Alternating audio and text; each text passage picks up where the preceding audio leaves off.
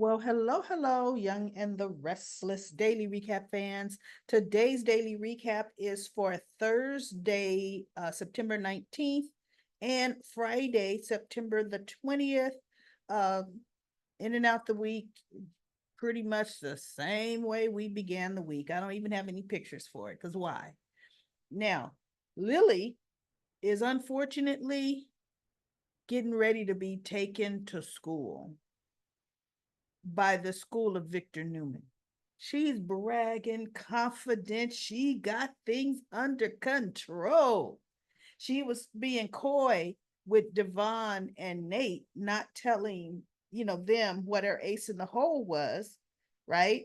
But Billy and Phyllis, with their heads together, they figured out it was either Chance or Lily that spilled the beans because their guy's backing out. And then they're realizing, okay, Victor's the one with the money to put pressure on the deal, to squash the deal. So Billy's like, okay, so then it's Lily. Lily is the one that divulged confidential information. And Phyllis was like, yeah, she's about the likely one.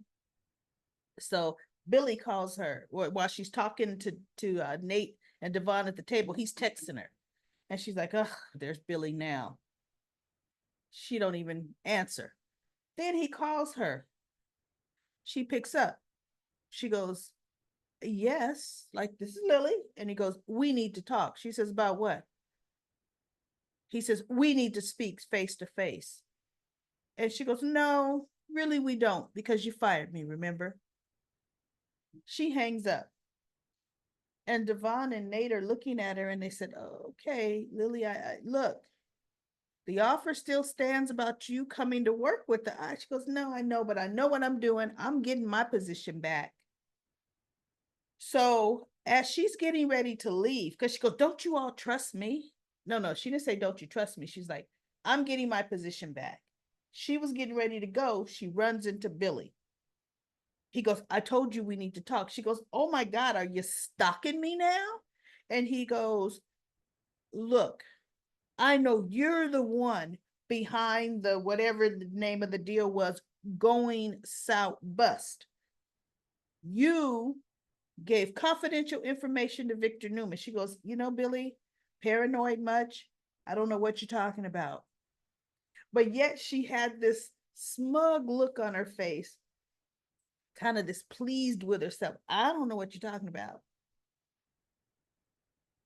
And Phyllis is trying to read her, right?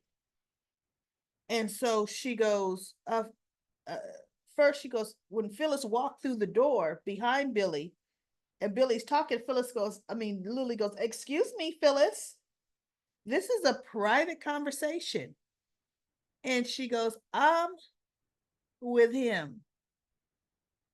And Billy looks, she goes, Phyllis, you know what? Can you go ahead and just wait over this? She goes, nope.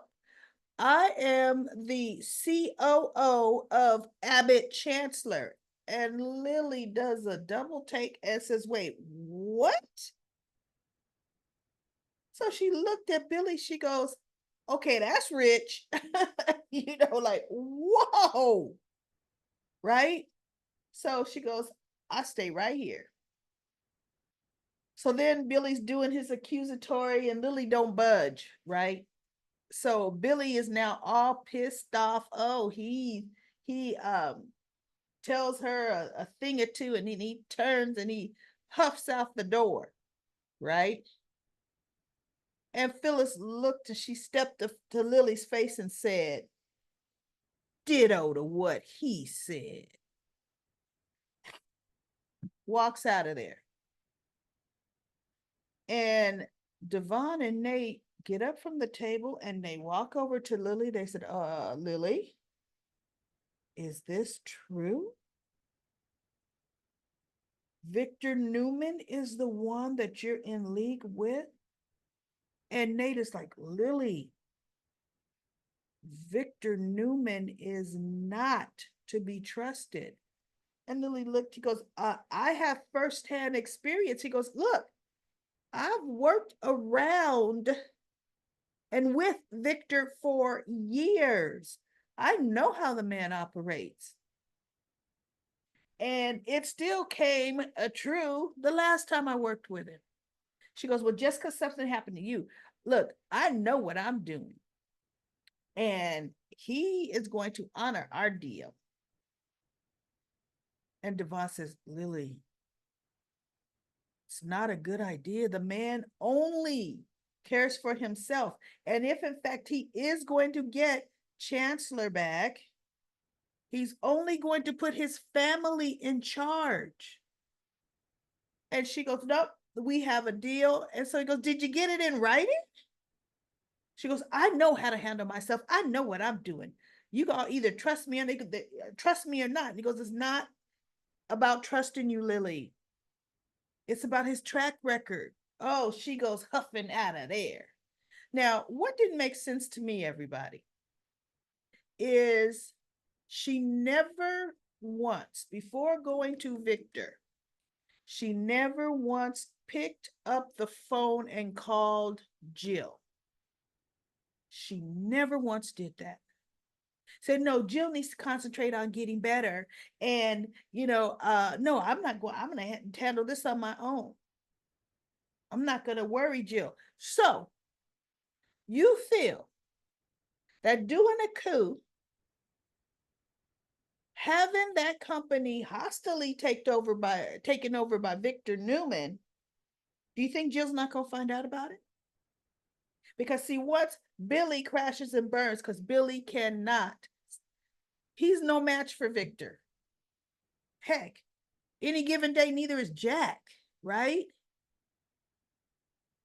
Jill would say, wait, why did you not call me, Lily? Jill does not even know Billy fired Lily, which is ridiculous. She stayed with Billy for Jill. She wanted to, help run Chancellor for Jill to make sure she's protecting Jill's interests because Jill gave her a chance, but yet she's selling out without giving Jill the opportunity to rectify because Jill could. Just like she gave Billy the authority and responsibility, Jill can take it away, right? Take it away. So this was just a stupid way of letting the company fall out of Jill's hands, right? It really is. Um, Unbelievable because we all know how this is gonna go. So now we have Faith, who's continually still worrying about Sharon, who is still acting bat crazy, right? And now it's just too obvious. Nick comes up with, oh, Daniel. She runs into Daniel at the coffee house, right? And I think I may have already reported that when Sharon ran into Daniel at the coffee house, y'all. Did I report that already? Because when she did, she tried to pretend like she wanted to apologize to Daniel. She wanted to apologize, right? And when she apologized, um, she had this funny look, and Daniel's looking at her like, really? She's like, yeah, I've overreacted, and I just want to say I'm sorry. And he goes, oh, no apologies necessary. I do understand that what happened probably dredged up uh old memories of what happened to Cassie. And so she goes, why wouldn't it, Daniel? Of course it did. Of course it did. And then she got a glimpse of Nick coming in. But like I said, I've overreacted and I'm apologizing, forgive me.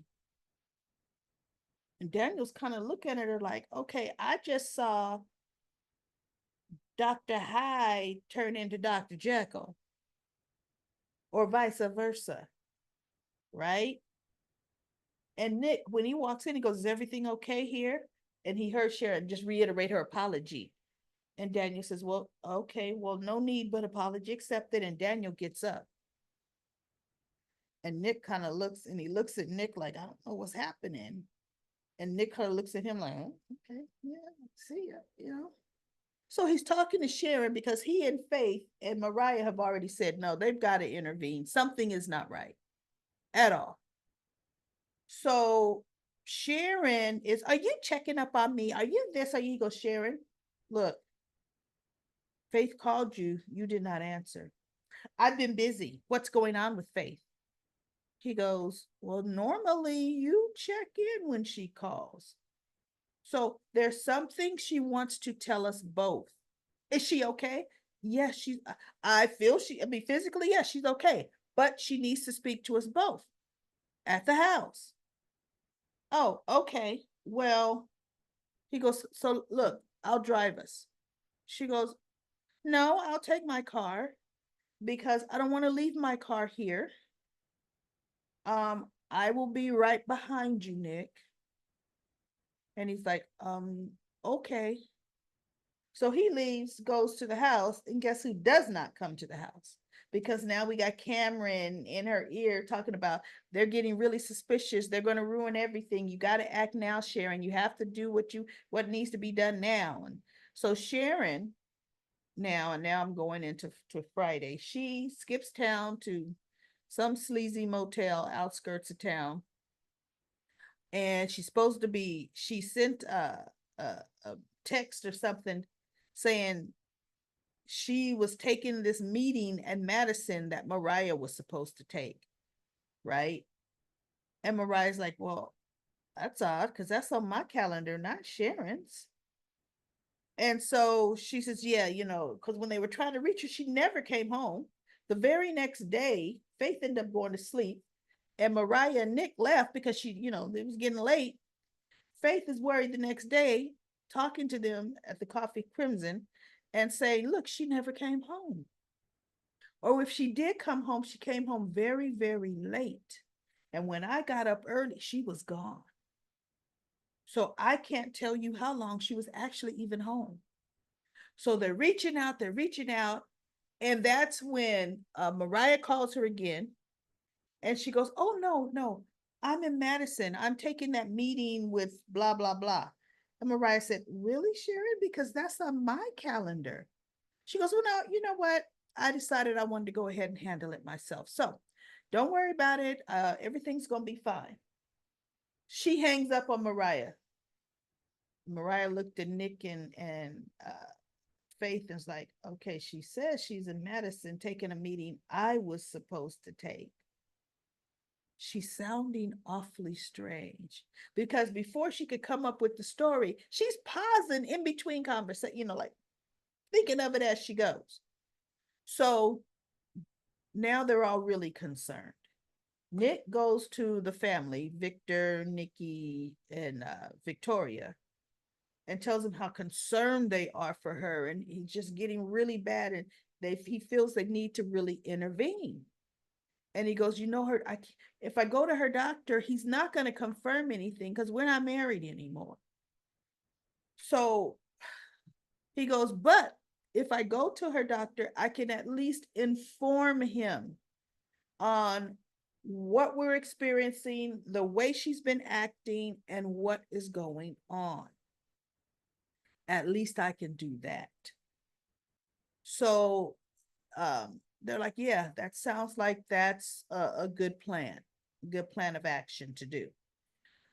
Um, but ultimately, first they were like, well, but she's grown, she's gonna do what she wants to do. But and then he goes, you know what? I thought I could come here to get some support from my family. And they're like, no, no, no, hold on, darling. No, no, we do support you. Then this is very real. There's a problem. So ultimately, they say, yeah, do what you got to do. Right. So Mariah shows up knocking on the hotel, Sharon's booked hotel room door at the hotel in Madison that I guess they regularly book. Or maybe Sharon booked it to pretend like she was there in case somebody called the front desk, right? She goes, Sharon, hey, where are you? Because she called. Sharon said, who was Mariah? She didn't want to answer. Mariah hung up, called right back.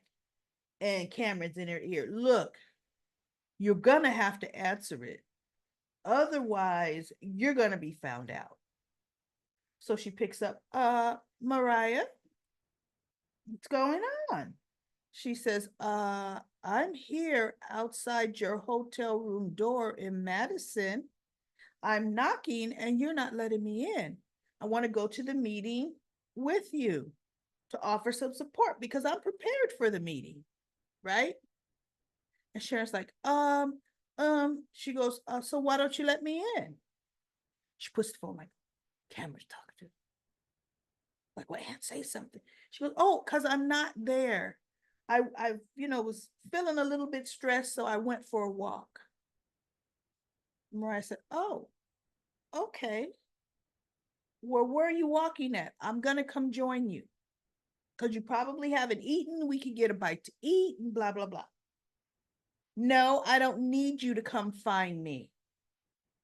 I wanted to get some air and clear my head. I don't need you here for that.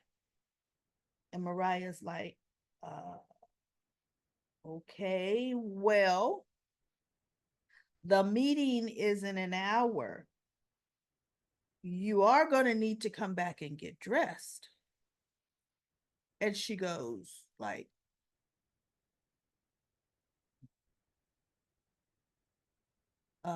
Mom?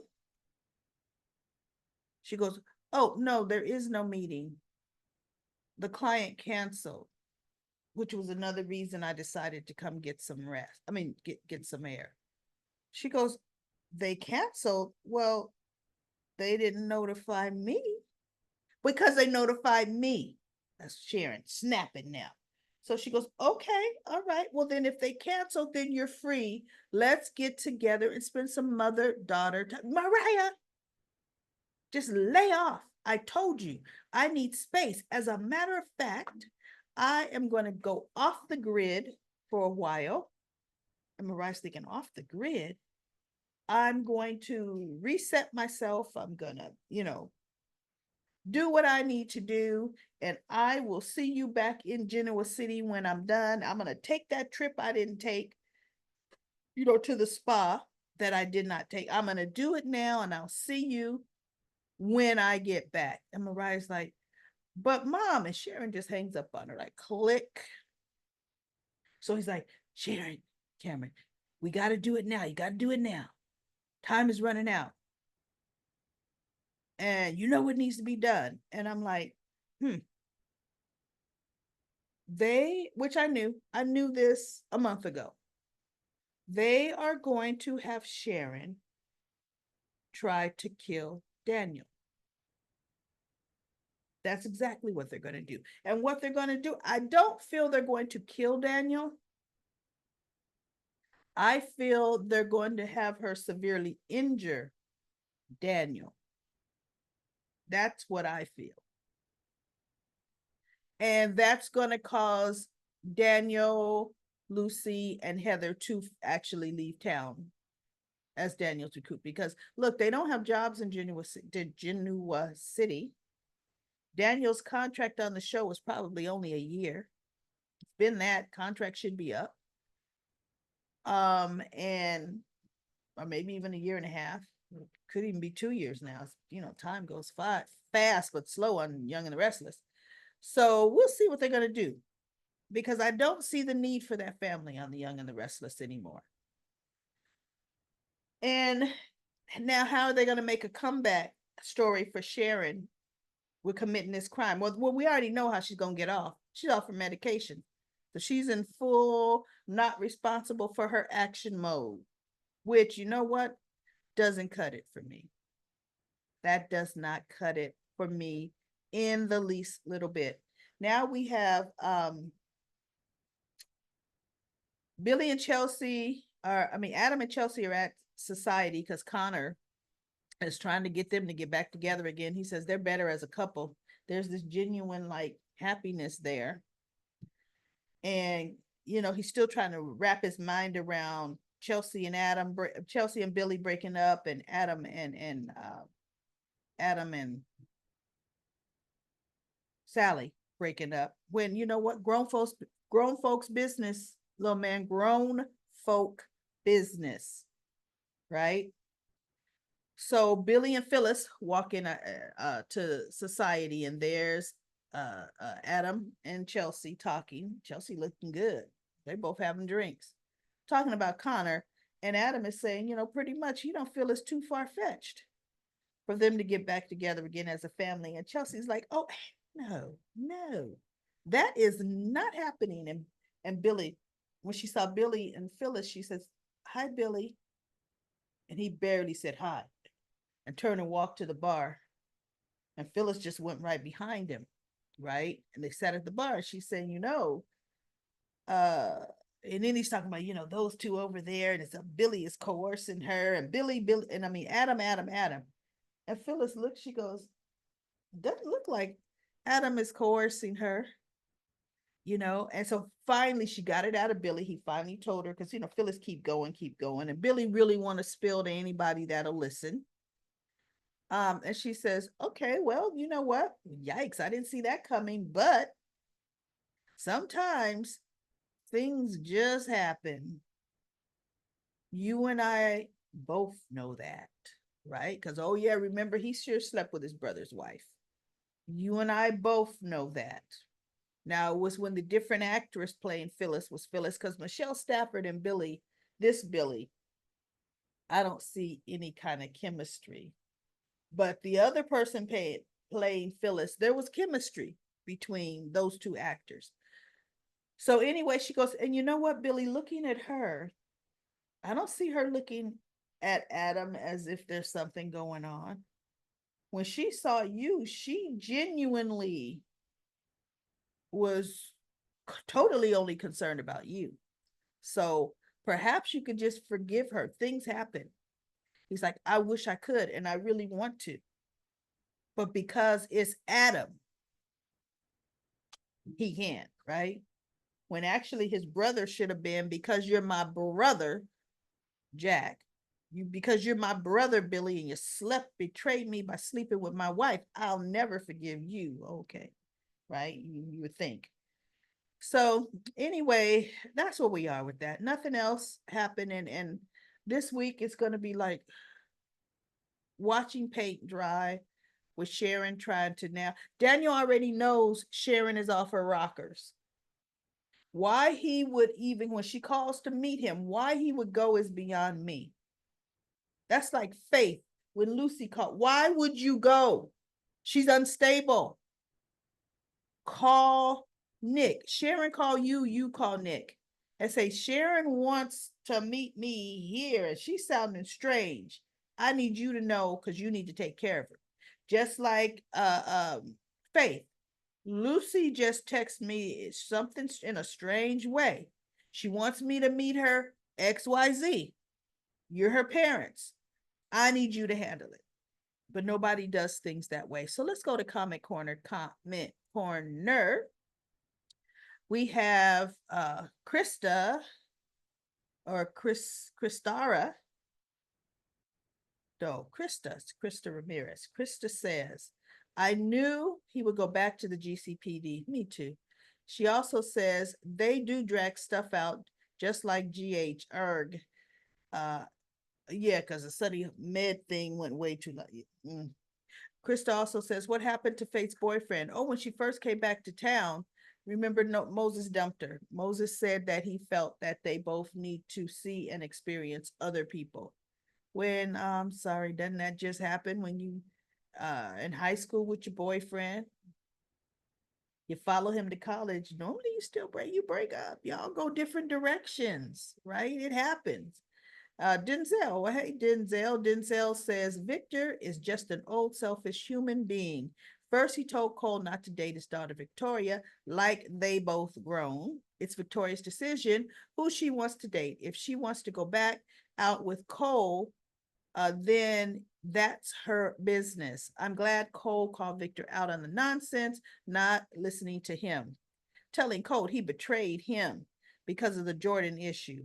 Like somebody was gonna end up seeing Jordan, and Victor was gonna get caught sooner or later. Yes, he was. There was no way. I'm sorry.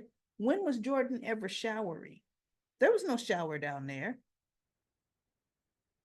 That hall, when Victor would go in and out of that corridor, it should have been stinking to high heaven, right? Woohoo!